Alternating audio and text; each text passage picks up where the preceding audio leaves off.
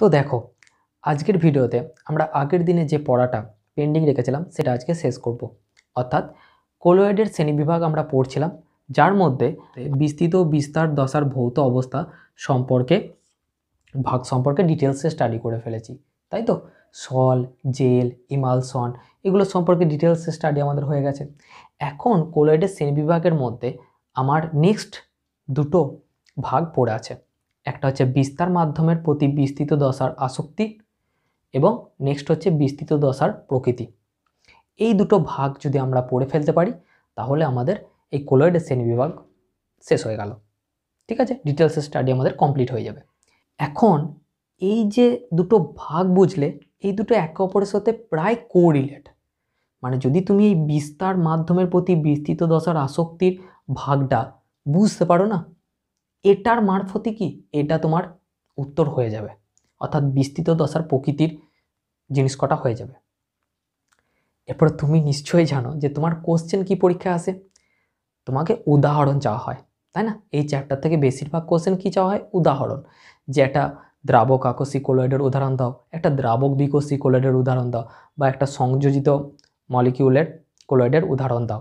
তো বিশেষ করে যদি এই ভাগটা তুমি খুব ভালো করে বুঝতে পারো, যেটা খুবই সহজ একটা ভাগ, তাহলে এটার উদাহরণই তোমার এটার জায়গায়, এই প্রতিটা জায়গায় অ্যাপ্লাই হয়ে যাবে আর তুমি ইজিলি লিখতে পারো পরীক্ষায় অ্যান্সার। ঠিক আছে, এখন দেখো বিস্তার মাধ্যমের প্রতি বিস্তৃত দশার আসক্তি। তাহলে বিস্তার মাধ্যম আমরা জানি তো, অবশ্যই জানি। যদি প্রকৃত দ্রবণ হয় আর আমি যদি নুন আর জলের মিশ্রণ তৈরি করি, সেটা সমসত্ব মিশ্রণ তৈরি হবে, এটা আমরা জানি। নুনের পার্টিকেলগুলো জলের বিভিন্ন প্রান্তে একদম মানে সমানভাবে ছড়িয়ে পড়বে, তাই তো। এখন ওই যে জলটা যার মধ্যে নুনের কণাগুলো ছড়িয়ে পড়লো, পার্টিকেলগুলো Na+Cl- সেই জলটাকে বলা হয় কি তোমার বিস্তার মাধ্যম। আর ওই যে নুনটা, তাই না, সেই নুনটাকে বলা হয় কি, অর্থাৎ Na+Cl- NaCl লবণটা যেটা, সেটা হচ্ছে তোমার বিস্তৃত মাধ্যম। এটা আমরা জানি।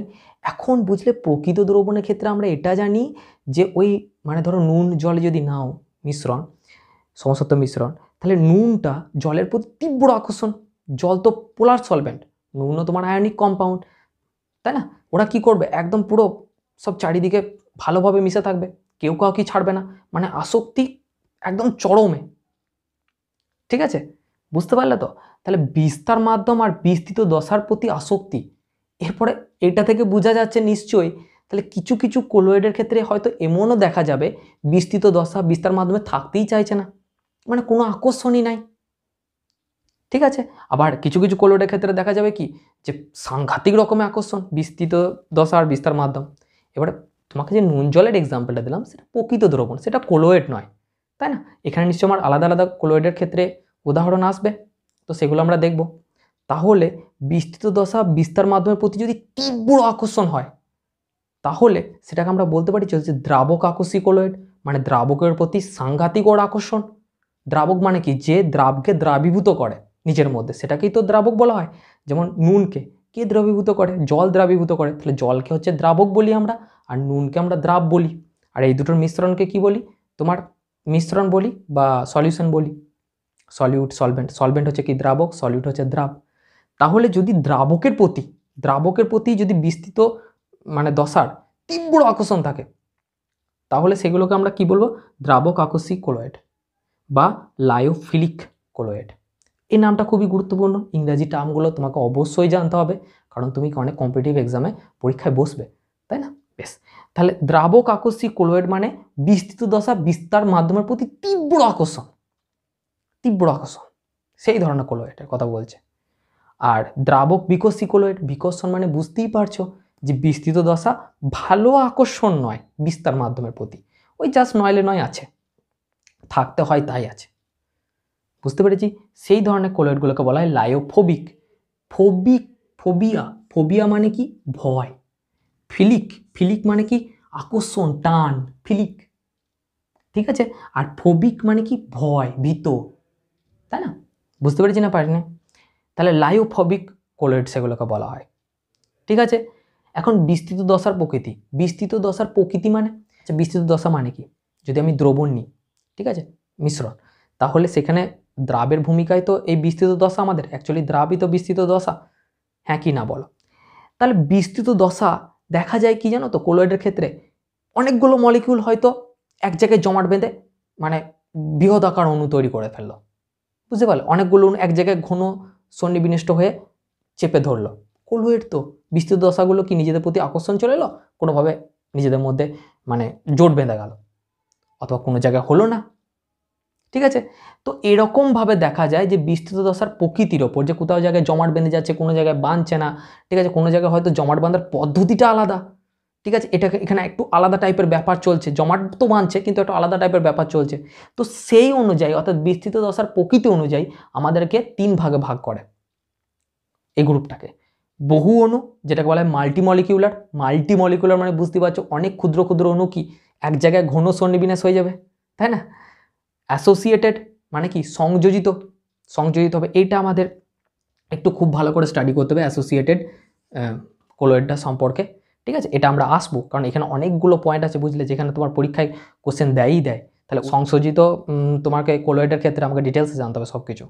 আর বৃহদাণবিক বা ম্যাক্রোমলিকিউলার, মাল্টিমলিকিউলার, ম্যাক্রোমলিকিউলার আর অ্যাসোসিয়েটেড, এই কোলয়েড কটা যদি আমরা জেনে নিই তাহলে আমার বিস্তৃত দশার প্রকৃতি হয়ে যাবে। বহু অণু, বৃহদাণবিক, সংযোজিত, ঠিক আছে। আর এই কটার উত্তর বা উদাহরণ কি বললাম কার মারফতে হয়ে যাবে, এই যে দ্রাবক আকস্মিক, দ্রাবক বিকর্ষী, একদম পুরো সেম সেম। তুমি খালি এই লায়োফিলিক আর লায়োফোবিক অর্থাৎ দ্রাবক আকস্মিক আর দ্রাবক বিকর্ষী যদি খুব ভালো করে বুঝতে পারো বা উদাহরণ মনে রাখতে পারো, তুমি জেনে নাও যে তুমি এটারই উদাহরণ মনে রাখছো অ্যাকচুয়ালি, ঠিক আছে। তো চলো শুরু করি। দ্রাবক আকস্মিক কোলয়েড এবং দ্রাবক বিকর্ষী কোলয়েড, লায়োফিলিক বা লায়োফোবিক, এদের প্রথমত উদাহরণ থেকে স্টার্ট করি, এক্সাম্পল, যেটা কি মোস্ট ইম্পর্টেন্ট জিনিস তোমার। তাহলে এক্সাম্পল হিসেবে আমরা কি লিখতে পারি, প্রোটিনের সল, অথবা জিলেটিন বলে যে পদার্থটা মনে আছে তোমাদের, জেলেটিন, ঠিক আছে, এটাও এক প্রকারের সল। দ্রাবক বিকর্ষী কোলয়েডের ক্ষেত্রে তুমি এক্সাম্পল নিতে পারো গোল্ড সল্ট, গোল্ড সল, সিলভার সল।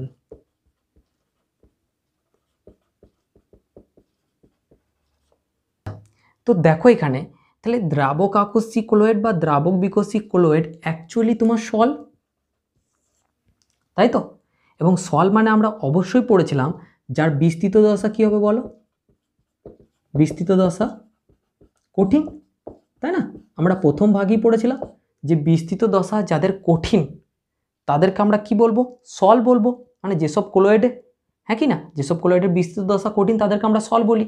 এবার হ্যাঁ, বিস্তার মাধ্যম তোমার কঠিনও হতে পারে, তরলও হতে পারে, আবার গ্যাসীয় হতে পারে। যদি কঠিন হয় তাহলে আমরা কঠিন সল বলছিলাম, তরল হলে আমরা কি বলছিলাম, শুধু সল। যদি গ্যাসীয় হয় বিস্তার মাধ্যম তাহলে আমরা বলছিলাম কি, অ্যারোসল, তাই না। তাহলে বিস্তৃত দশা যদি কঠিন হয় আর বিস্তার মাধ্যম কঠিন তরল গ্যাস হতে পারে, কিন্তু দ্রাবক আকস্মিক দ্রাবক বিকর্ষীর ক্ষেত্রে বিস্তার মাধ্যম অবশ্যই তোমার কি হবে, তরল হবে। মানে যেটা বলেছিলাম যে শুধু সল, দেখো মনে করো রং, মনে পড়ছে, হ্যাঁ। তাহলে বিস্তৃত দশা কঠিন এবং বিস্তার মাধ্যম তরল, বিস্তার মাধ্যম অনেক কিছু হতে পারে, আবারও বলছি কঠিনও হতে পারে, আবার গ্যাসও হতে পারে। কিন্তু যখন আমি দ্রাবক আকস্মিক দ্রাবক বিকর্ষী কোলয়েড পড়বো তখন আমার বিস্তার মাধ্যম তরল ছাড়া আর কিছু নেওয়ার উপায় নেই। আমি গ্যাসও নিতে পারি না, আমি কঠিনও নিতে পারি না, আমাকে তরলই নিতে হবে, ঠিক আছে। তাহলে কোনো কঠিনের মধ্যে, কোনো তরলের মধ্যে যদি কঠিন আমি দ্রবীভূত করে দিই তাহলে আমার তৈরি হয়ে যাবে সল। এবার তাহলে তুমি বলবে দাদা আমি নুন জলের মধ্যে দিয়ে দিলাম, তাহলে সল প্রিপেয়ার হয়ে গেল? তো কখনোই না, ওটা প্রকৃত দ্রবণ না। তোমাকে মনে আছে তো যে পার্টিকেলগুলোর সাইজ কত হবে, কণাগুলোর সাইজ, হ্যাঁ সে মনে পড়ো 0.1, 1 থেকে 100-র মধ্যে, ন্যানোমিটারের মধ্যে, অবশ্যই মনে আছে তোমাদের, 10⁻⁷ থেকে 10⁻⁵, সেরকম কণার দশা থাকতে হবে। তাহলে তুমি নিশ্চয়ই জানো যে প্রোটিনের যে সলটা আমরা, যে প্রোটিন যেটা সল হয় অ্যাকচুয়ালি, বা জেলেটিন যেটা হয়, সেই সলগুলো হচ্ছে দ্রাবক আকস্মিক কোলয়েড। এখানে বিস্তার মাধ্যম হচ্ছে তরল আর বিস্তৃত দশা হচ্ছে কঠিন। গোল্ড সলের ক্ষেত্রেও তাই, বিস্তৃত দশা হচ্ছে গোল্ড, সোনা যেটা আমাদের, সেটা হচ্ছে কি কঠিন, আর এটা আমি জলে অ্যাকোয়াসই নিই, ঠিক আছে, অথবা সিলভার সল একই। এবং তরল যা কিছু তাই হতে পারে, অসুবিধা কিছু নেই। বিশেষ করে যদি দেখো যে কোনো সলের তরল তোমার জল জল হয়েছে, অর্থাৎ আমরা জল নিয়েছি দিয়ে কোনো কঠিন মানে দ্রবীভূত করে দিয়েছি এর মধ্যে, ঠিক আছে। এবার ধরো প্রোটিনকে আমি জলে গুলে দিয়েছি, অথবা স্টার্চ, সব থেকে এক্সাম্পল ভালো কি স্টার্চ, স্টার্চকে ধরো আমি জলে গুলে দিয়েছি, ঠিক আছে। তাহলে স্টার্চ আর জলের মধ্যে যে কোলয়েডটা ফর্মেশন হয়েছে সেটা হচ্ছে আমার দ্রাবক আকর্ষী বা লায়োফিলিক কোলয়েডের উদাহরণ, বুঝতে পেরেছি।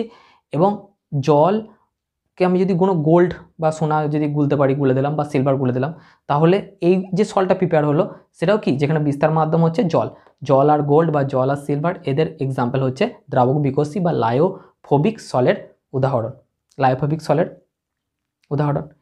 এখন যদি পার্টিকুলার জল তোমার বিস্তার মাধ্যম হয়, সেই কথাটা আমাদের আসে হাইড্রো, হাইড্রো কথাটা আসে, হাইড্রো, হাইড্রো জল মানে কি আমরা জানি তো, হাইড্রো আমরা ইউজ করি বা অ্যাকোয়াসও ইউজ করি, বা সেখানে নেবে তুমি হাইড্রো। তাহলে যদি বলো এখানে মানে স্টার্চকে যদি আমি জলে গুলে দিই, তাহলে এখানে আমি বলতে পারি তো যে হাইড্রোফিলিক, যদি আমি স্টার্চ আর জলের সল প্রিপেয়ার করি, ধরো এটা একটা সল, তাহলে এখানে যেহেতু বিস্তার মাধ্যম তো জল, তরল বটে সে জল, তাহলে আমি বলতে পারি তো যে হাইড্রোফিলিক, বা বলাও হয়, ঠিক আছে, হাইড্রোফিলিক, হাইড্রোফিলিক সল। মনে থাকবে যদি বিস্তার মাধ্যম পার্টিকুলার জলই হয়, ঠিক আছে, তাহলে ফিলিক কথাটা আছে, ফিলিক মানে কি আকর্ষণ, তাহলে স্টার্চের জলের প্রতি আকর্ষণ রয়েছে, এটা বোঝাচ্ছে। তাহলে সেই জায়গায় আমরা কি বলবো যে হাইড্রোফিলিক সল, হাইড্রো কথাটা এই জন্য এসছে।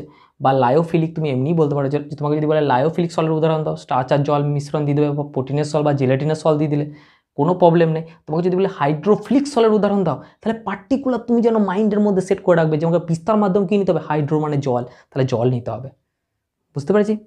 বেশ, এখন গোল্ড সলের ক্ষেত্রেও কি তুমি হাইড্রো কথাটা যদি অ্যাড করো তাহলে কি বলবে, এর তো ফোবিক আছে, মানে গোল্ড নিয়েছি আর এখানে আমি কি জল নিয়েছি, তাহলে সে বিস্তার মাধ্যমটা, ঠিক আছে। তাহলে যে সল্ট আমার প্রিপেয়ার হয়েছে সেটা আমরা এখন কি বলবো, বলো হাইড্রোফোবিক সল্ট, হাইড্রোফোবিক,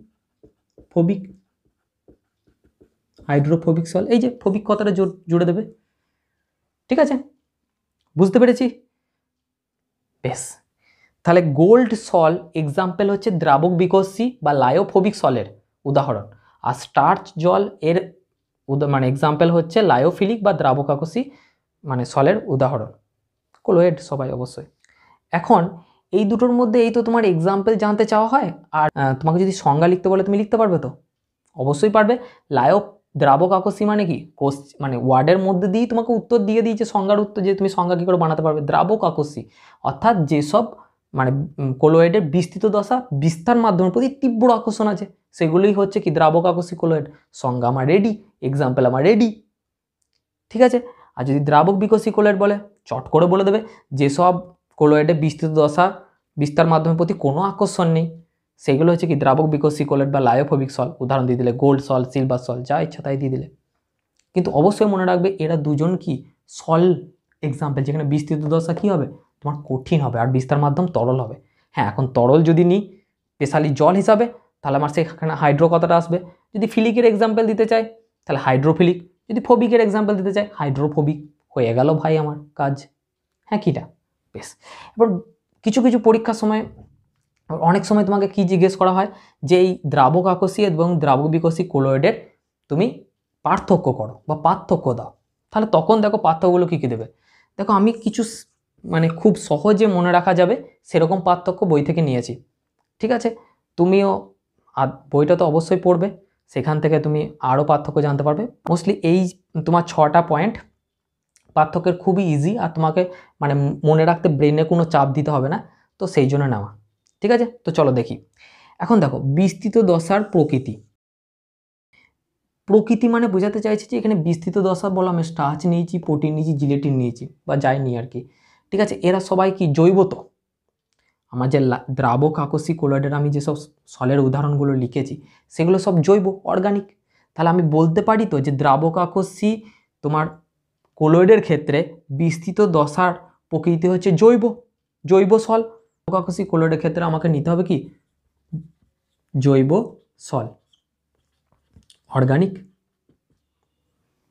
ঠিক আছে, আর দ্রাবক বিকশী কোলয়েডের ক্ষেত্রে দেখো এক্সাম্পল গোল্ড, সিলভার, এগুলো ইনঅর্গানিক, অজৈব। তাহলে আমি অবশ্যই বলে দেব যে অজৈব সল বা ইনঅর্গানিক।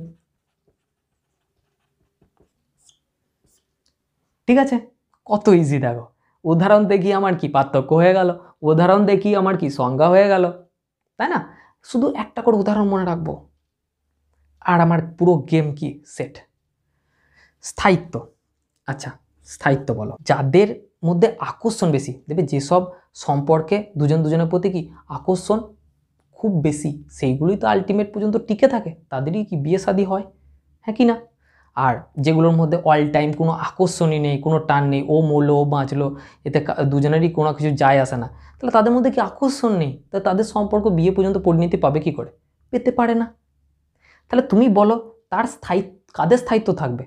যাদের মধ্যে কি আকর্ষণ আছে। তাহলে দ্রাবক আকস্মিক কোলয়েড মানে দেখতে পাচ্ছ কি স্টার জল বা প্রোটিন সল, এদের আকস্মিকতাটা রয়েছে। তাহলে এরা কি একে অপরকে বিস্তার মাধ্যম বিস্তৃত দশা কি তীব্র আকর্ষণ করে ধরে আছে, তাহলে কি ওদের স্থায়িত্ব বেশি হবে না? বেশি হবে। দ্রাবক আকস্মিক কোলয়েডের ক্ষেত্রে স্থায়িত্ব কি বেশি হবে, কারণ বিস্তার মাধ্যম বিস্তৃত দশার প্রতি কি তীব্র আকর্ষণ, হ্যাঁ কি না? বেশ। আর দ্রাবক বিকশী কথার মধ্যে দিয়ে বোঝা যাচ্ছে বিকর্ষণ নিতে চাইছে না, চলে যা।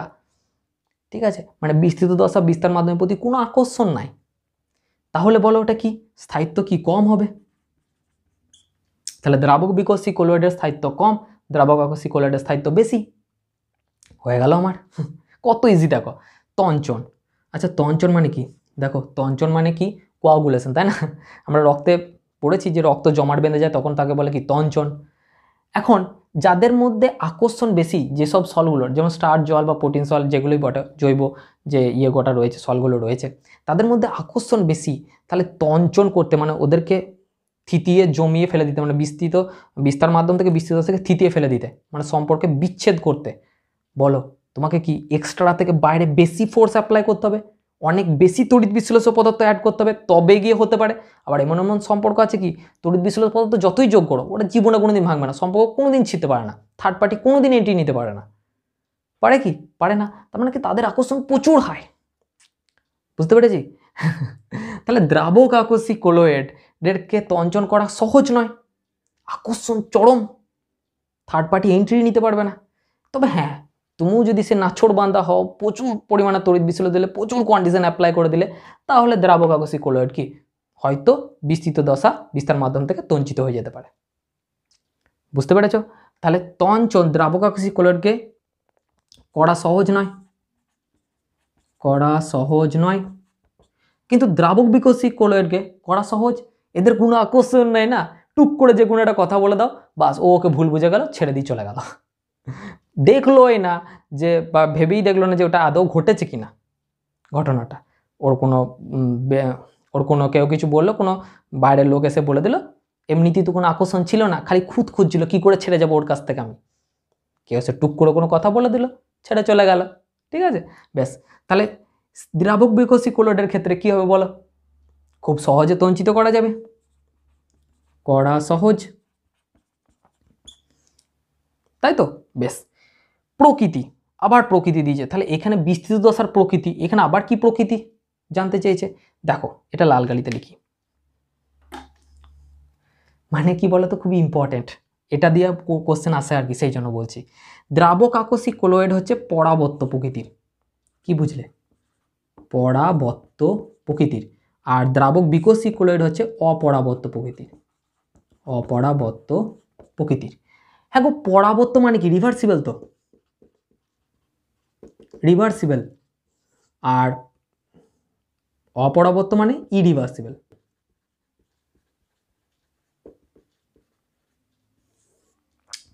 আচ্ছা, কি হয় ধরো স্টার্চ জলের মধ্যে তুমি স্টার্চকে তঞ্চিত করে ফেলে দিলে, বা কোনোভাবে তুমি কি করলে স্টার্চকে জমায়িত করে দিলে, বিস্তার মাধ্যমে থাকতে চাইছে না ও, ঠিক আছে, তুমি কোনো না কোনো উপায়ে করলে, একবার ঝাঁকেড়ে দাও, দেখো আবার কি খুব সহজেই সল তোমার প্রিপেয়ার হয়ে যাবে।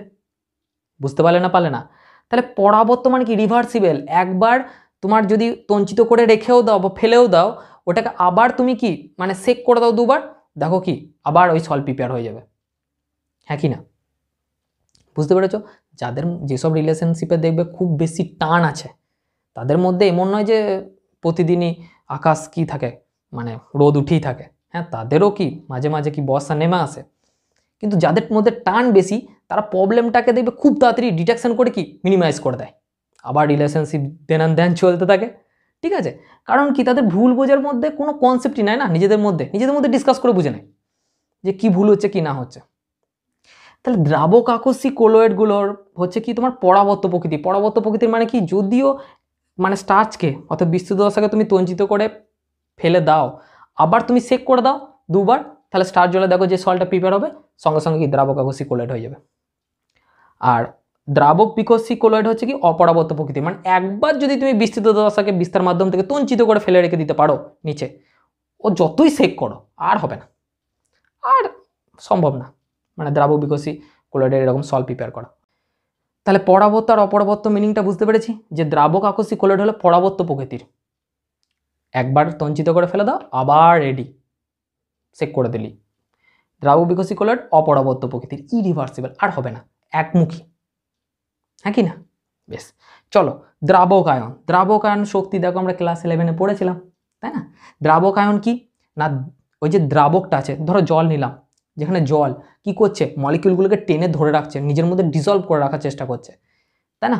তাহলে এখানে জলের দ্রাবকায়ন শক্তি কি হবে, বেশি হবে, কারণ এখানে বিস্তার আর বিস্তৃত দশার মধ্যে তীব্র আকর্ষণ আছে। তাহলে দ্রাবক আকস্মিক কোলয়েডের ক্ষেত্রে দ্রাবকায়ন শক্তি দ্রাবকের বেশি।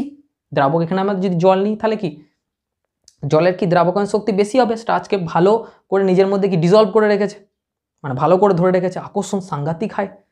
ঠিক আছে, তাহলে দ্রাবকায়ন এখানে লিখি, হ্যাঁ দ্রাবক আকস্মিক ক্ষেত্রে দ্রাবকের বেশি, দ্রাবকের বেশি, বা বলতে পারো যে বিস্তার মাধ্যম বিস্তৃত দশাকে সংযোজিত, খুব ভালোভাবে সংযোজিত করে রাখে। আর তোমার এই দ্রাবক বিকর্ষী এদের ক্ষেত্রে তোমার দ্রাবকের দ্রাবকায়ন শক্তি কি কম,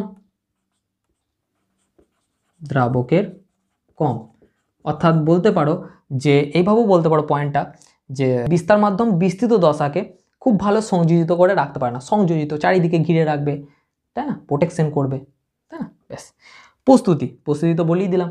দ্রাবক আকস্মিক কোলয়েড প্রস্তুতি করা কি খুব ইজি, দ্রাবক বিকর্ষী কোলয়েড প্রস্তুতি করা কি হার্ড। তাহলে এই 6টা পয়েন্ট তুমি নিশ্চয়ই পরীক্ষাতে লিখতে পারবে, আর দেখো উদাহরণ থেকেই হয়ে যাবে, নামের মধ্যে দিই সব উত্তর, নামের মধ্যে দিই সব সংজ্ঞা, সব উদাহরণ। ঠিক আছে, চলো। আর এইটা যদি এই দুটো যদি বুঝে যাও, তুমি ভালো করে বুঝো, পরের যে আমার ভাগগুলো আসবে সেগুলো কি ইজি, ভীষণ ইজি মনে রাখা। ঠিক আছে, তো চলো করি আমরা। আচ্ছা, এখন দেখো আমরা কোলয়েডের যেটা শ্রেণীবিভাগের 3rd নাম্বার যে ভাগটা ছিল সেটা হচ্ছিল কি বিস্তৃত দশার প্রকৃতি, যার মধ্যে আমরা 3টে জিনিস দেখেছিলাম পয়েন্ট, একটা হচ্ছে কি বহু অণু, বৃহদাণবিক, আর হচ্ছে সংযোজিত। তো সংযোজিতটা আমাদের হচ্ছে একটু স্পেশাল পয়েন্ট, ওটা সম্পর্কে আরেকটু ইনডেপথে আমাকে জানতে হবে, তো বোর্ডটা মুছে আমরা ওটা একা করব, মানে ওটা মনে রাখতেই হবে। আর এই দুটোর ক্ষেত্রে তোমাকে এক্সাম্পল বা উদাহরণ মনে রাখলেই হয়ে যাবে, খালি বিষয়টা বুঝে নাও। বহু অণু নামটার মধ্যে দিয়ে সংজ্ঞা আছে, বাংলা এই জন্যই তো এত ইজি। তো দেখো নামের মধ্যে দিয়ে তোমাকে কি বুঝিয়ে দিচ্ছে যে এর সংজ্ঞা তুমি কিভাবে বানাবে। বিস্তৃত দশার প্রকৃতি বানাচ্ছি, বিস্তার মাধ্যমে তো কোনো ভূমিকা নাই এখানে। তাহলে বিস্তৃত দশা যখন অনেক ক্ষুদ্র ক্ষুদ্র কণা, বিস্তৃত দশা ক্ষুদ্র ক্ষুদ্র কণা হতে পারে, তো ক্ষুদ্র ক্ষুদ্র কণা, বিস্তৃত দশার ক্ষুদ্র ক্ষুদ্র কণা যখন এক জায়গায় জোটবদ্ধ হয়ে থাকবে বিস্তার মাধ্যমে, সেইগুলো কি বলা হবে আমার কি বহু অণু বা মাল্টিমলিকিউলার কোলয়েড। এক্সাম্পল কি হবে বলো তো, গোল্ড সল, গোল্ড সল, বলো একটু আগেই বললাম না সল নিয়ে, দ্রাবক বিকর্ষী আর দ্রাবক বিকর্ষীর ক্ষেত্রে গোল্ড সল আমাদের কি ছিল বলো, দ্রাবক বিকর্ষী, দ্রাবক বিকর্ষী। তাহলে দ্রাবক বিকর্ষী কোলয়েডের উদাহরণই আমার হচ্ছে বহু অণু বা মাল্টিমলিকুলার কোলয়েডের উদাহরণ। আর আমি একটা জিনিস বুঝে গেলাম যে এই গোল্ড সল যেটা দ্রাবক বিকর্ষী কোলয়েড, সেটার ক্ষেত্রে গোল্ডের পার্টিকেলগুলো অর্থাৎ বিস্তৃত দশার কণাগুলো ক্ষুদ্র ক্ষুদ্রভাবে এক জায়গায় জোটবদ্ধ হয়ে কি জল নিলে সেই জলের মধ্যে অর্থাৎ বিস্তার মাধ্যমের মধ্যে বিস্তৃত থাকে। বুঝতে পেরেছি না পারিনি বলো? ঠিক আছে, তো এটা অবশ্যই খেয়াল রাখবে যে যদি আমরা মানে গোল্ড আর জল নিই, জল আর গোল্ডে তুমি সল্ট প্রিপেয়ার করেছো ধরো, ঠিক আছে, বিস্তার মাধ্যম, তাহলে জল আছে বলে বিস্তার মাধ্যম আমরা জানি, তো এটাকে আমরা কি বলবো বলো, হাইড্রোফোবিক। অবশ্যই কি আছে, বিকসি হাইড্রোফোবিক সল, তাই না, হাইড্রোফোবিক মানে গোল্ড জলের মধ্যে খুব ভালো বিস্তার মানে তুমি ভাবো গোল্ড কি জলকে খুব ভালো পছন্দ করছে না, বিস্তার মাধ্যমের প্রতি ওর মানে বিস্তৃত দশার খুব একটা ভালো আকর্ষণ নাই। আরে ভাই নাই বলে কি গোল্ডগুলো নিজেদের মধ্যে কি জোটবদ্ধ হয়ে থাকছে, হ্যাঁ কি না বলো? তাহলে গোল্ডের এখানে পার্টিকেলগুলো অর্থাৎ কণাগুলো ক্ষুদ্র ক্ষুদ্রভাবে জলের মাধ্যমে মানে ক্ষুদ্র ক্ষুদ্রভাবে এক জায়গায় জোটবদ্ধ হয়ে জলের মাধ্যমে কি বিস্তার করে থাকছে, তবেই তো খুব সহজে তঞ্চিত করলে কি নিচে থিতিয়ে পড়ছে। আবার সহজে তোমার সেক করলে বা ঝাঁকালে কি গোল্ড আর জলের সেই সল্ট প্রিপেয়ার করতে পারছে না, আমার দ্রাবক বিকশী সল্ট প্রিপেয়ার করতে পারছে না। তাহলে দ্রাবক বিকশী যে যে পয়েন্টগুলো পড়ে এলাম কোলোয়েডের, সেই সমস্ত পয়েন্ট আমার এই বহু অণুর যদি আমাকে বৈশিষ্ট্য লিখতে বলে বা সংজ্ঞা লিখতে বলে বা পার্থক্য লিখতে বলে আমি লিখতে পারবো, কারণ আমার দ্রাবক বিকশী সলের উদাহরণই হচ্ছে কি বহু অণু বা মাল্টিমলিকুলার সলের উদাহরণ। ঠিক আছে, তাহলে গোল্ড সল্ট। দ্বিতীয় নম্বর কি বলতে পারো, সিলভার সল, সিলভার সল, হ্যাঁ দ্রাবক বিকশী কোলোয়েডের এক্সাম্পল দিয়ে দেবে। তাহলে তুমি নিশ্চয়ই বুঝতে পেরেছ এটা কার এক্সাম্পল হবে বলো, দ্রাবক আকস্মিক কোলোয়েডের। এবারে বলো কি পড়ে এসছি উদাহরণ, না স্টার্চ জল এর সল, ঠিক আছে, অথবা পড়লাম কি প্রোটিনের সল। সবসময় জল নিতে হবে বিস্তার মাধ্যম, তার কোনো মানে নেই। ঠিক আছে, এখন বৃহৎ আণবিক কথাটা কেন এলো ভাই, ম্যাক্রোমলিকিউল জিনিসটা কেন এলো? ম্যাক্রো মানে কি, মাইক্রো মানে কি ছোট ছোট জিনিস, ম্যাক্রো মানে কি বড় জিনিস, তাই না? দেখো বিস্তৃত দশার প্রকৃতি পড়ছে কিন্তু ভাগটা, তাহলে বিস্তৃত দশা এখানে কি স্টার্চ বা প্রোটিন? আচ্ছা বলো তো এরা জৈব, তো জৈব। আর তুমি নিশ্চয়ই এতদিনে কেমিস্ট্রির এটা বুঝে গেছো যে অর্গানিকের চেন বিশাল বড় বড় হয়, কার্বনের, প্রোটিনের একটা কার্বনের চেন কত বড় হয় বলো, বিশাল বড় হয়। স্টার্চের ক্ষেত্রে গ্লুকোজের বলো কত বড়, 6টা C থাকে, তাহলে বড় স্ট্রাকচার তো, হ্যাঁ কি না বলো? তাহলে স্টার্চ বা প্রোটিন এগুলো কি জৈব যৌগ তো, তাহলে জৈব যৌগ হলে তুমি কি জানো কার্বনে কি লম্বা লম্বা চেন থাকবে, লম্বা লম্বা চেন থাকবে, হ্যাঁ কি না? এবং এটাকে কি আমরা এইভাবেও লিখতে পারি, এরকম এরকম করে, জানি তো এই প্রতিটা কোণা মানে একটা করে C, এগুলো আমরা অর্গানিকে পড়েছি সব, তাই না? তাহলে এরকম করেও কি তোমার চেন। তাহলে এই যে স্টার্চ বা প্রোটিন এগুলো জলে গুলছে মানছি, কিন্তু ভাই তাদের এই যে চেনটা রয়েছে, এই যে চেনটা রয়েছে, এত বড় একটা পার্টিকেল, এত বড় একটা কি তোমার বিস্তৃত দশার কণা, একটা কণা বিস্তৃত দশার একটা কণা হচ্ছে এত বড় সাইজের স্টার্চ বা প্রোটিন। তাহলে সেই জন্য বলছে কি বৃহৎ আণবিক, অর্থাৎ একটাই তোমার বিস্তৃত দশার মলিকুল যে বিশাল বড়, ঠিক আছে, সে বিস্তার মাধ্যমে রয়েছে। এবং এই সলগুলো আমরা জানি কি হয় দ্রাবক আকস্মিক, এর আবার কি দ্রাবক আকস্মিক,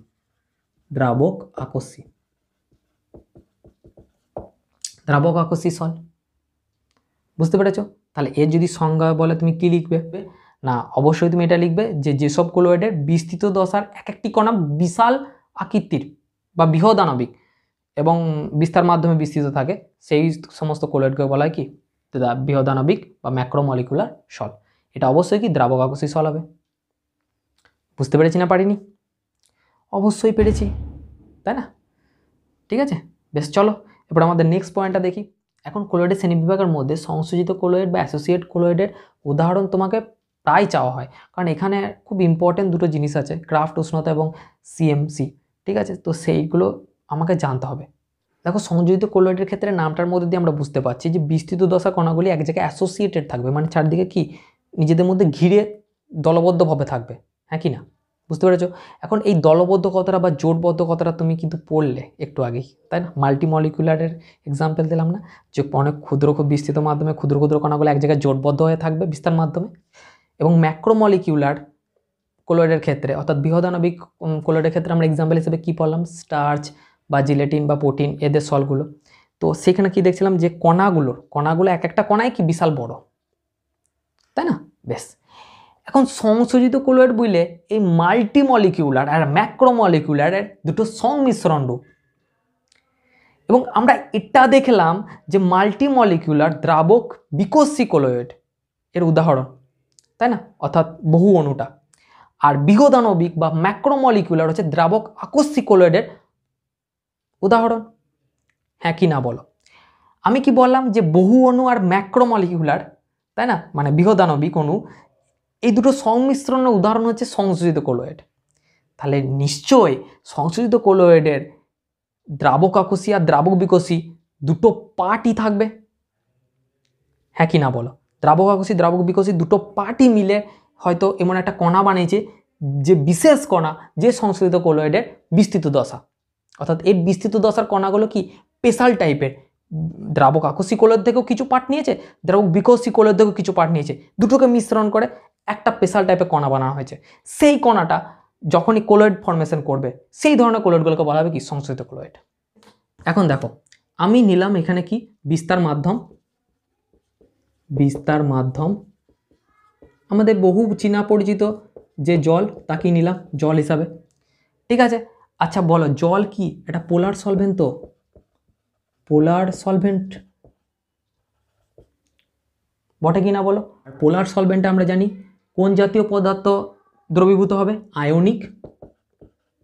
আয়নিক যে পদার্থগুলো থাকবে সেগুলো কি জলে খুব তাড়াতাড়ি ডিজলভ হয়ে যাবে, যেমন কি NaCl আয়নিক, আমরা জানি Na+ আর Cl- আয়ন তৈরি করে, দিয়ে জলে ডিজলভ হয়ে যায়। আয়নিকগুলো খুব ভালো ডিজলভ হয়ে যাবে, হ্যাঁ কি না বলো?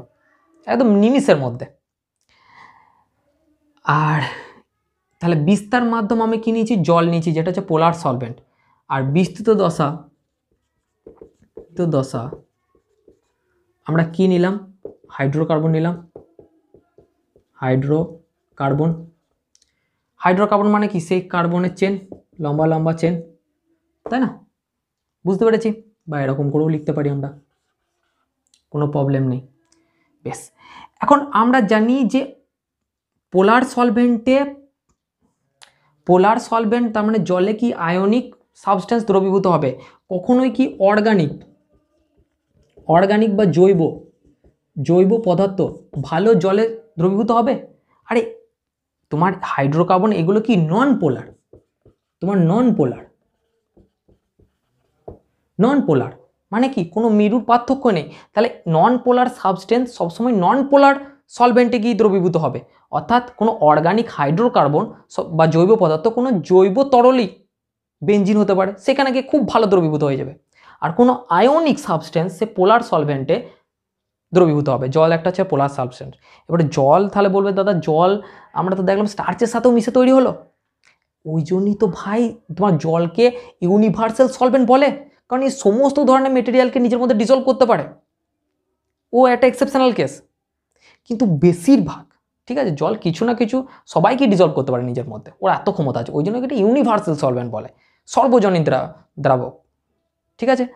আর তুমি মনে রাখবে যে জৈব যৌগ বা হাইড্রোকার্বন জাতীয় এরা কি সবসময় জৈব পদার্থে জৈব তরলে দ্রবীভূত হবে, তার মানে বেঞ্জিন, টলুইন এগুলো। আর যেগুলো তোমার আয়নিক কম্পাউন্ড NaCl KCl এরা সবসময় কি পোলার সলভেন্ট, তার মানে জলে দ্রবীভূত হবে। পোলার সাবস্টেন্স পোলার সলভেন্টে দ্রবীভূত হবে, নন পোলার সাবস্টেন্স নন পোলার দ্রাবকে দ্রবীভূত হবে। এখন বিস্তৃত দশা আমি কি নিয়েছি? হাইড্রোকার্বন নিয়েছি, আমাকে নিতেই হবে, কারণ আমি ম্যাক্রোমলিকুলার দেখেছিলাম কি স্টার্চ আর তোমার জল নিয়েছিলাম। আর আমি বললাম কি সংশোধিত কোলয়েড এই মাল্টি আর ম্যাক্রোমলিকুলার সংমিশ্রিত রূপ। তাহলে বিস্তৃত দশা হাইড্রোকার্বনের আমি কি নিলাম? এরকম বড় বড় চেন নিলাম। ভাই এ তো জলে ডিজলভ হবে না, কিন্তু আমি অর্গানিকের বিভিন্ন রিয়াকশন তো জানি, প্রচুর রিয়াকশন জানি, তাই না? তুমি জানো যে COOH এটা বলো, এটা কি নাম? Carboxylic acid group. তাহলে এ যদি কারোর সাথে কানেক্ট থাকে, ধরো এখানে কি রয়েছে, এখানে COOH গ্রুপটা কানেক্ট রয়েছে, তাহলে এই গোটা জিনিসটা কি জলে দ্রবীভূত হওয়ার কথা নয়, পুরোটাই অর্গানিক জিনিস, এ জলে দ্রবীভূত হবে না। কিন্তু কোনো ব্যক্তি যদি এই এইচটাকে রিপ্লেস করে এখানে এনে দিয়ে দেয়, আরে এই বিক্রিয়া আমরা করে এসেছি তো, মনে পড়ছে? ঠিক আছে, আসে তো অ্যাসিড, তো COOH কি করবে, তোমার এখানে H+ বার করে দেবে, তাহলে COO- আয়ন তৈরি করে আর H+ আয়ন তৈরি করে। H+ আয়ন তৈরি করে বলি তো একে আমরা COOH কে আমরা অ্যাসিড বলি, তাই না? তাহলে সি ডবল ও মাইনাস, এখন যদি তুমি এখানে তৈরি করেছো ধরো, এবার এখানে কোথাও NaCl দিয়ে দিলে, তাহলে এও তো তৈরি হয়ে আছে কি Na প্লাস আর Cl মাইনাস হয়ে, তাহলে সি ডবল ও মাইনাস কি যখনই তোমার NaCl এখানে দিয়ে দেবে কম্পাউন্ডটার মধ্যে, তাহলে কি Na এখানে চলে আসবে প্লাস মাইনাস, দেখো এর চার্জটাকে নিউট্রালাইজ করতে, আর এই Cl চলে যাবে কোথায়, এই Cl হয়ে অ্যাসিড বানিয়ে দিতে। বুঝতে পারলে না পারলে না? তাহলে সি ডবল ও এইচটা মানে এই গোটা অর্গানিক চেনটা জলে ভালো করে দ্রবীভূত হবে না, কিন্তু বাই চান্স যদি আমি এর এই একটা এইচকে রিপ্লেস করে দিতে পারি আমি একটা আয়নিক পার্টিকেল দ্বারা, ঠিক আছে, যেমন এখানে Na প্লাস বা K প্লাস, এখানে K প্লাসও দিতে পারো, কোনো প্রবলেম নেই, K প্লাসও দিতে পারো, যদি দিয়ে দাও তাহলে এই পার্টটা দেখো এখন আয়নিক, তাহলে এই পার্টটা লেগে আছে এই গোটা চেনটার সাথে, তাহলে যখনই তুমি জলে দেবে কি পোলার তো এটা এখন পোলার হয়ে গেছে, তো এই তো চার্জ চলে যাচ্ছে, চার্জ সেপারেশন, সঙ্গে সঙ্গে জলে কি হু করে ডিসলভ হয়ে যাবে। বুঝতে পারলে কিনা বলো? নিশ্চয়ই পেরেছ। তাহলে এর ক্ষেত্রে যখন তুমি সংজ্ঞা লিখবে তখন কি বলবে, এই যে বিশেষ একটা জৈব যৌগ আমরা তৈরি করলাম, সেই বিশেষ জৈব যৌগ, দীর্ঘ কেন, কারণ লম্বা, আর এটা হাইড্রোকার্বন, তাহলে বলবে দীর্ঘ হাইড্রোকার্বন কিছু বিশেষ জৈব যৌগ যখন মানে বিস্তার মাধ্যমে বিস্তৃত লাভ করে থাকে, তাহলে বেস্ট এক্সাম্পলকে এরকম পুরো ফাংশনটা কোথায় থাকে, সাবান বা ডিটারজেন্ট,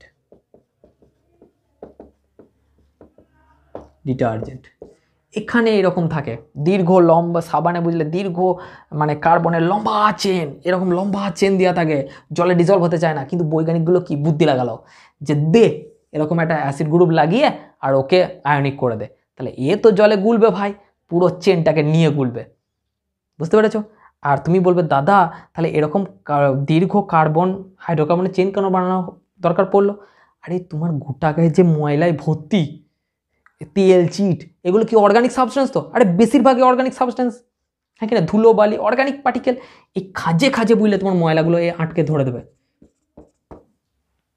হাইড্রোকার্বন বিক্রিয়া করে ধরে নেবে, একদম ছেঁকে ধরে নেবে, ঠিক আছে, ময়লাগুলোকে দিয়ে কি এবারে পুরো পাটটা কি কাজ করে নিল কি ময়লাগুলো ধরে নিতে, এবার একে তো জলেতে তোমাকে গুলে ফেলতে হবে, হ্যাঁ কি না, যেই জলের মধ্যে এই পাটটার জন্য কি ডিজলভ হয়ে গেল, বাস ময়লাগুলো গা থেকে বেরিয়ে চলে এলো, কোনো প্রবলেম নেই, গা পরিষ্কার। ওই জন্য যত বেশি সাবান ঘষবে তত বেশি দেখবে কি সাদা হবে, মানে কি পরিষ্কার হয়ে যাবে, হ্যাঁ কি না বলো? ঠিক আছে। আর সাবানের তোমার আর যদি সাবানের কেউ ফর্মুলা লিখতে চাও, এক্সাম্পল এরকম দিয়ে দিলেই হবে, সাবান ডিটারজেন্ট সংশোধিত কোলোয়েডের, বাট যদি আর একটু কেউ ভালো ইমপ্রেশন জাগাতে চাও স্যারদের মনে, তাহলে এই সাবানের তুমি রাসায়নিক সংকেতটাও দিয়ে দিতে পারো, যেটাকে বলা হয় সোডিয়াম স্টিয়ারেট, না C17H35 COO Na, এটাকে বলা হয় সোডিয়াম স্টিয়ারেট,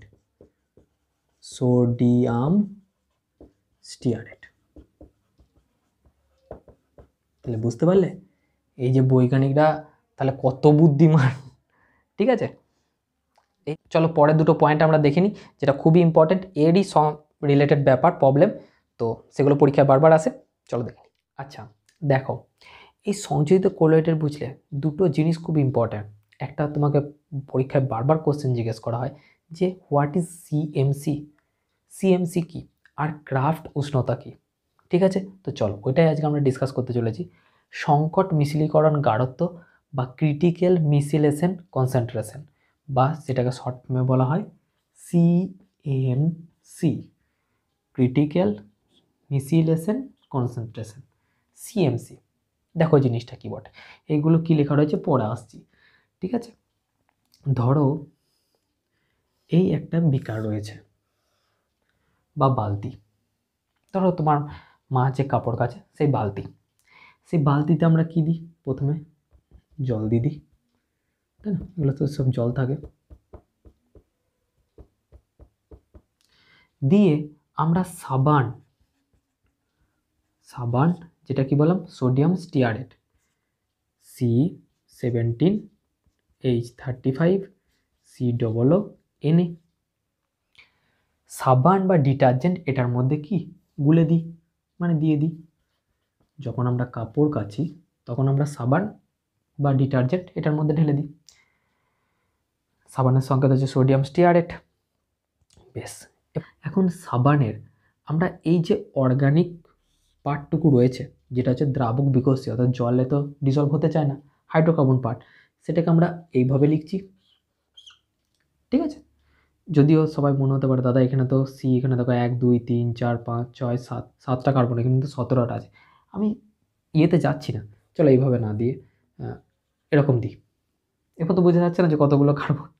ধরো এখানে C17ই আছে, ঠিক আছে, আর এই জায়গাটাতে কি দিলাম আমি, মানে সি নিলাম, আর এই জায়গাটাতে C=- Na+, এটা। এখন এই সিটাকে এর মধ্যে ইনক্লুড করে নিলাম, ওটা গোটাটাই হচ্ছে তোমার কার্বনের পার্টটুকু। Na+ দিয়ে আমরা লিখতে পারি, হয় এইভাবে লিখতে পারি অথবা এইভাবে লিখতে পারি। এখন বুঝলে এইটুকু পার্ট, এই যে অর্গানিক পেটটা, তাহলে এটা হচ্ছে হাইড্রোফোবিক পার্ট। হাইড্রোফোবিক মানে কি, জলে ভালো করে ডিজলভ হতে চায় না, হাইড্রোকার্বন পার্ট না, অর্গানিক পার্ট, জল তো পোলার সলভেন্ট। ঠিক আছে, আর এই যেটুকু পার্ট রয়েছে সেইটুকু পার্ট কি, হাইড্রোফিলিক। হাইড্রোফিলিক পার্ট মানে কি, জল আকর্ষী, জলে ভালো মাত্রায় ডিজলভ হতে চাইছে।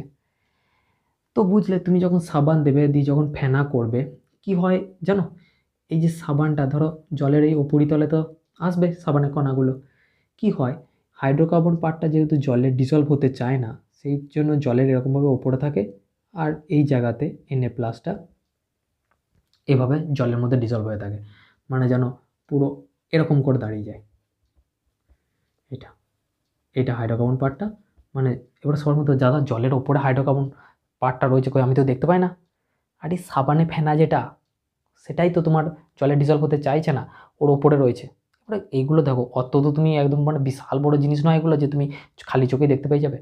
বাট হ্যাঁ, যদি অনুবীক্ষণ যন্ত্র নিয়ে দেখো বা সেরকমভাবে ইলেকট্রনিক মাইক্রোস্কোপে দেখো, তাহলে তুমি দেখতে পাবে যে হাইড্রোকার্বন পার্টটা জলের ডিজলভ হতে চাইছে না, ওপরে রয়েছে।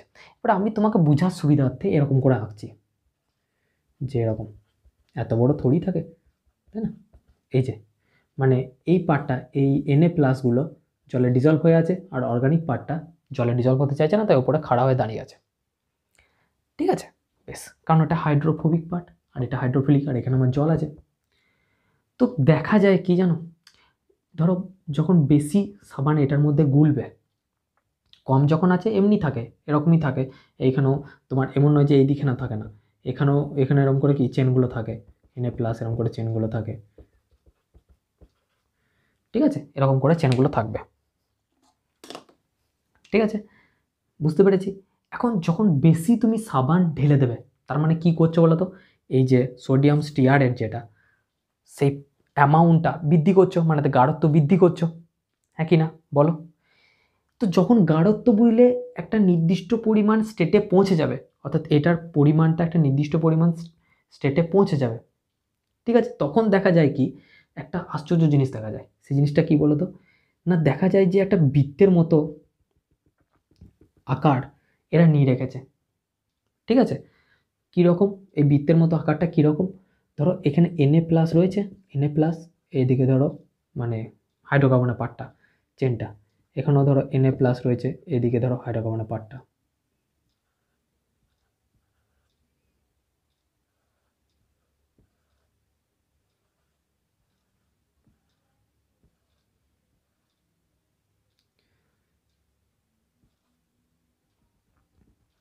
এরকম করে বুঝলে Na+গুলো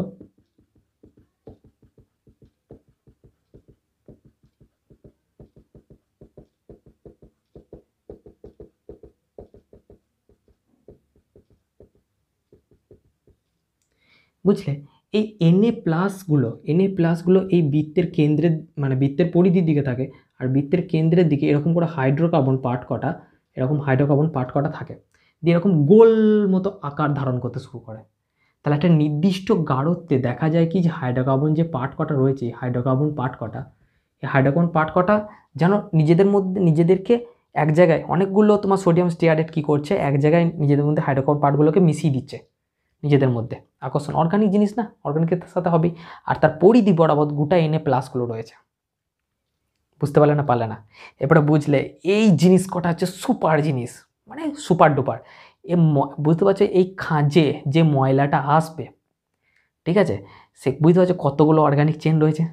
একদম ছ্যাক্কা করে কেন্দ্রেতে ধরবে, টিপে সব কটা মিলে জলে পুশ করে ডিজলভ করে দেবে। তো এই মিসেল যদি গঠন হতে শুরু হয়, অর্থাৎ বেশি পরিমাণে সাবান বা বেশি পরিমাণে ডিটারজেন্ট তুমি দিতে শুরু করো, তাহলে গাঢ়ত্ব বাড়ছে, তাহলে এই মিসেল তৈরি হয়। এগুলোকে কি বলে? মিসেল। মিসেল মিসেল ঠিক আছে। তাহলে যত গাঢ়ত্ব তুমি বৃদ্ধি করবে সাবান বা ডিটারজেন্টের, দেখা যাবে অনেক তাদের হাইড্রোকার্বন পার্ট কটা, দীর্ঘ হাইড্রোকার্বন পার্ট কটা একটা বৃত্তের ন্যায় কেন্দ্রের দিকে নিজেদেরকে এক জায়গায় জটবদ্ধ করে রেখেছে। আর বৃত্তের পরিধি বরাবর কি Na+ আয়নগুলো বা যেগুলো জলে দ্রবীভূত হবে সেই আয়নগুলো, মানে আয়নিক পার্টটা এভাবে রয়েছে। এখন এই মিসেলগুলো তোমার যে কোনো কাপড় জামা বা যে কোনো তোমার দেহের যে কোনো অঙ্গে লাগবে, একদম পুরো কেন্দ্রেতে ঢুকে যাবে, কোনো ময়লা এ তো চারিদিকে বুলে লেগে আছে, টেনে ডিসলভ করে দেবে। বুঝতে পেরেছ? তো বেশি জলে কম পরিমাণ সাবান দিলে তো এটা তৈরি হবে না, কারণ গাঢ়ত্ব তোমাকে একটা নির্দিষ্ট পরিমাণ পর্যন্ত বৃদ্ধি করতে হবে, তবেই কি এই মিসেল তৈরি হবে। আর এই মিসেল যত বেশি তৈরি হবে তত সেই জিনিস থেকে ময়লা কি তত ভালো দ্রবীভূত মানে বেরিয়ে যাবে কাপড় জামা থেকে। বুঝতে পারলে না বলো। তাহলে নির্দিষ্ট পরিমাণ গাঢ়ত্বে বৃদ্ধির পর এরকম মিসেল এইখানে বুঝলে এরকম করে গোল গোল গোল গোল হয়ে তৈরি হতে থাকে। এরপর তুমি জামা কাপড়, ময়লা জামা কাপড় দাও না, কী দেবে? সব টেনে পুরো জলের মধ্যে ডিজলভ করে দেবে ময়লাগুলোকে। মিসেল তৈরি হয়ে গেছে না? তাহলে সিএমএসি বা ক্রিটিক্যাল মিসেলেশন কনসেন্ট্রেশন যদি তোমাকে লিখতে বলে, তুমি কি লিখবে? না বলবে মিসেল গঠনকারী কোনো পদার্থ। মিসেল গঠনকারী কোনো পদার্থ মানে সাবানের কথা বলছে বা ডিটারজেন্টের কথা বলছে। এমন একটি সর্বনিম্ন গাঢ়ত্ব পাওয়া যায় যে গাঢ়ত্বের ঊর্ধ্বে দ্রবণে মিসেল গঠিত হয়। অবশ্যই কম সাবান যদি জলে দাও, আমি যেটা বললাম, মিসেল তোমার এরকম তৈরি হবে না। বাট যদি হ্যাঁ বেশি দাও, গাঢ়ত্ব বৃদ্ধি করো, তবেই কি নির্দিষ্ট গাঢ়ত্বের পর এরকম মিসেল তৈরি হতে শুরু হবে। যথেষ্ট পরিমাণে বৃদ্ধি পেতে হবে সাবানের পরিমাণ বা ডিটারজেন্টের পরিমাণ, তবে তো হাইড্রোকার্বনগুলো এরকম সার্কেলের ন্যায় বা বৃত্তের ন্যায় মিসেল তৈরি করবে। বুঝতে পারছি? আর এই মিসেল যত বেশি তৈরি হবে তত তোমার পরিষ্কার জামা কাপড় তত বেশি পরিষ্কার হবে। ঠিক আছে, তাহলে বুঝতে পেরেছিস, লিখতে পারবো এটা সংজ্ঞাটা। এখন ক্রাফট উষ্ণতা কি দেখো। তোমার মারা কত ইন্টেলিজেন্ট জানো, তোমার কল্পনার বাইরে। মারা সায়েন্স অত জানে না, বাট অ্যাপ্লিকেশন মানে আমাদের থেকে ওরাই বেশি করে। কেন জানো? তুমি দেখবে যখন কাপড় জামা কাচে না, তখন দেখবে জলটা মারা গরম করে নেয়। ঠিক আছে, গরম জলেতে ডিটারজেন্ট বা এই সাবান গোলে এবং দেখবে খুব ফেনা হয়। ঠিক আছে, কি হয়, এই যে মিসেল তৈরি হচ্ছে একটা, তুমি দেখলে কি যে সর্বনিম্ন গাঢ়ত্বের ওপরে যদি আমার গাঢ়ত্ব হয় তবে আমার কি এই মিসেল তৈরি হয়। ঠিক আছে, এই মিসেলটা তৈরি হতে গেলে একটা নির্দিষ্ট উষ্ণতাও লাগে। বুঝতে পারলে তো? তো তোমার মা কি করে, গরম জল করে বালতিতে দেয়। ঠিক আছে, এই নির্দিষ্ট মানে এমন একটা স্পেসিফিক মানে উষ্ণতায় ওটা পৌঁছে যায় যে মিসেলগুলো তাড়াতাড়ি ফর্মেশন হতে শুরু হয়। আর ওটাই তো তোমার ক্রাফট উষ্ণতা, যে উষ্ণতার ঊর্ধ্বে মিসেল গঠিত হয়। জল যখন ফুটছে তার মানে 100 ডিগ্রির ওপরে রয়েছে ধরো, তারপরে তুমি ধরে নিতে পারো এই সাবান ডিটারজেন্ট আমরা যেটা নর্মাল ইউজ করি সেটার ক্রাফট উষ্ণতা 100 ডিগ্রির ওপরে, তবেই তোমার ভালো রকম তোমার জামা কাপড়গুলোর ময়লাটা বের হয়। বুঝতে পারলে না? কারণ কি এরকম মিসেল তৈরি হয়ে যায়, ক্রাফট উষ্ণতা অ্যাচিভ করে নেয় আমাদের এই মিসেল গঠনকারী পদার্থগুলো, দিয়ে এরকম মিসেল তৈরি করে জামা কাপড় থেকে ময়লা সজরে বার করে দেয় টেনে। তাহলে মা কিন্তু জানে যে জামা কাপড় আমি পরিষ্কার করতে গেলে আমাকে গরম জল করতে হবে, ঠান্ডা জলে দিলে এটা কিন্তু হবে না। কারণ কি ক্রাফট উষ্ণতা তো অ্যাচিভ হবে না। ক্রাফট উষ্ণতা কি বলছে, যে উষ্ণতার ঊর্ধ্বে মিসেল গঠিত হয় সেই উষ্ণতাকে বলে ক্রাফট উষ্ণতা। ঠিক আছে, বেশ। তার মানে মিসেল গঠিত হওয়ার জন্য একটা নির্দিষ্ট গাঢ়ত্ব, একটা সর্বনিম্ন গাঢ়ত্বের প্রয়োজন, আর একটা নির্দিষ্ট উষ্ণতার প্রয়োজন। এই দুটো মেনটেন করলেই মিসেল তোমার তৈরি হবে। ঠিক আছে, তাহলে যদি তোমাকে মিসেলের সংজ্ঞা লিখতে দেয় তাহলে তুমি কি লিখবে? না বলবে একটি নির্দিষ্ট উষ্ণতায় এবং একটি নির্দিষ্ট গাঢ়ত্বের ওপরে যেগুলো দ্রাবক আকর্ষী এবং দ্রাবক বিকর্ষী যৌগ সমময়ে তৈরি, ঠিক আছে, অর্থাৎ বিশেষ ধরনের যৌগ সেইগুলো তোমার গোলাকার বৃত্তের নয়, তার হাইড্রোকার্বন পার্টগুলো গোলাকার বৃত্তের নয় দিকে জোটবদ্ধভাবে অবস্থান করে, এই বৃত্তাকার গোলকগুলোকেই বলা হয় কি মিসেল। ঠিক আছে, যার বৃত্তের পরিধি বরাবর থাকে আয়নিক পার্টটা, ভেতর দিকে থাকে হাইড্রোকার্বন বা জল বিকোষী বা তুমি ধরে দ্রাবক বিকোষী পার্টটা, এখানে জলাবিকোষী পার্টই বলবে, কারণ এটা মিশেলটা সাবানের ক্ষেত্রেই এর ক্ষেত্রেই গঠন দেখা যায়, সাবান ডিটারজেন্টের ক্ষেত্রে, যে জল বিকোষী পার্টটা আছে কেন্দ্রের দিকে আর জলাকাশী পার্টটা হচ্ছে বৃত্তের পরিধির দিকে।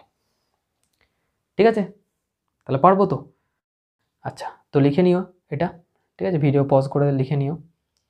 বেশ, তাহলে হয়ে গেল আজকের ভিডিওটা এই পর্যন্তই। পরবর্তী ভিডিওটা আমাদের ইমালশন নিয়ে আলোচনা হবে। আজকের মতো বাই।